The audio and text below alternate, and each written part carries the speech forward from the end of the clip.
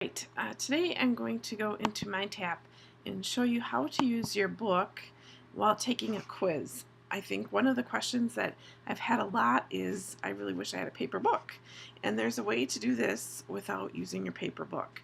So I'm opening up the quiz for Chapter 4. And I'm going to start my assignment now.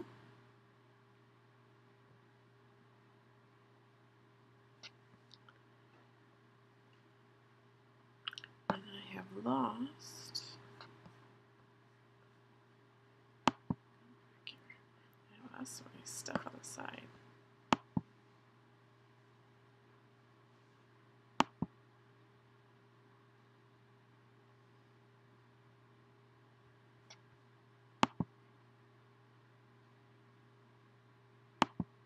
Okay, I've got my spots on the side, so if you lose that, just click the 4 boxes and that'll get you to your doc. So I've got my first question here, and it tells me it's actually in section 5. The political speech by corporations falls within the protection of which? So I'm going to open up the book, and generally you'll go to your chapter, so this is chapter 4, so we'll go ahead and start out with chapter 4. And then this is going to talk about the amendments. So I'm going to kind of float through my chapter and look for the amendments. We're still talking about supremacy clauses here. And as I get to the First Amendment, I find out that it says, freedom of speech is the most prized freedom Americans have. Indeed, it forms the basis of our democratic form of government. Democracy could not exist if people could not freely express their political opinions. So, political speech by corporations falls within the protection of the First Amendment. So what I'm going to do then is I'm going to close my full book, and then I'm going to check my work because I have the opportunity to check my work. And if I look here, it says it's correct, so I'm going to go on to my second question. My second question says a state statute attempts to place restrictions on the weight and size of tractor trailers likely to be unconstitutional under which of the following. So I'm going to open up my book again. It gives me 4 choices: the Commerce Clause, the Supremacy Clause, the Establishment Clause, or the First Amendment. Well, I know it's not the First Amendment because I just did that question. So I'm going to scroll back to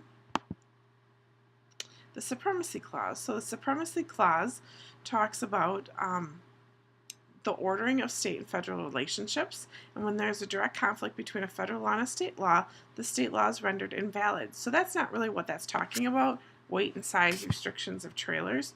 So I'm going to scroll back a little bit further to see if I can find this. Now the Commerce Clause talks about preventing states from establishing laws and regulations that would interfere with trade and commerce among the states. I think that the weight and size of a tractor trailer could interfere with laws and regulations regarding trade.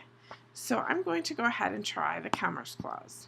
Now I'm going to go ahead and check my work, and I have that one correct.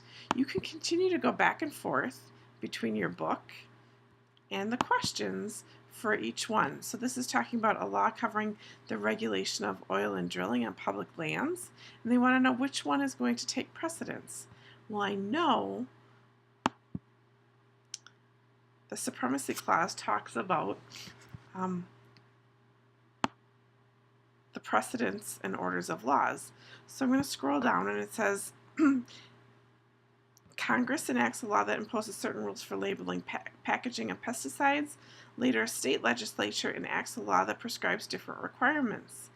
Is that law valid? No. Under the Supremacy Clause, when a state law conflicts with the federal law on the same subject, the federal law takes precedence.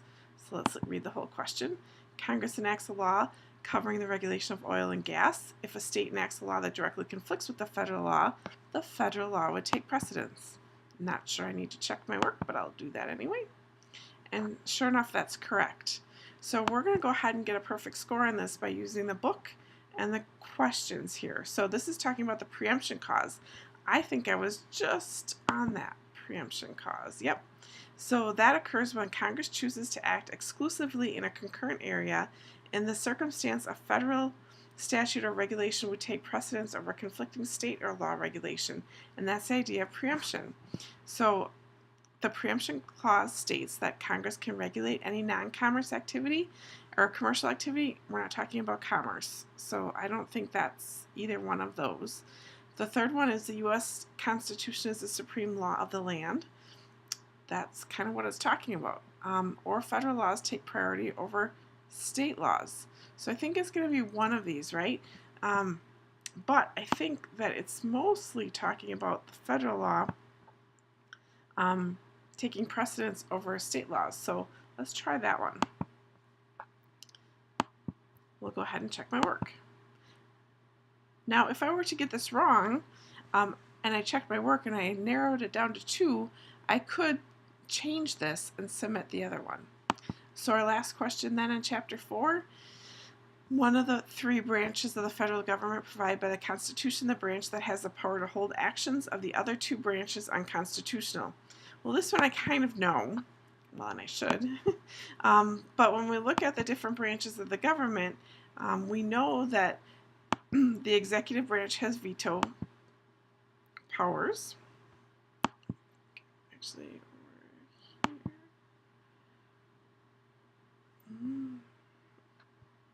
Let me see if I can find the branches. Yep.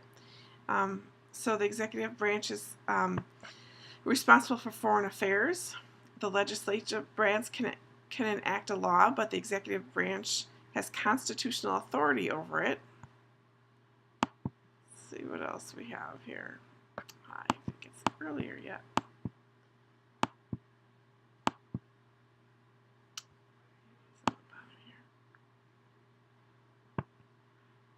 I'm looking.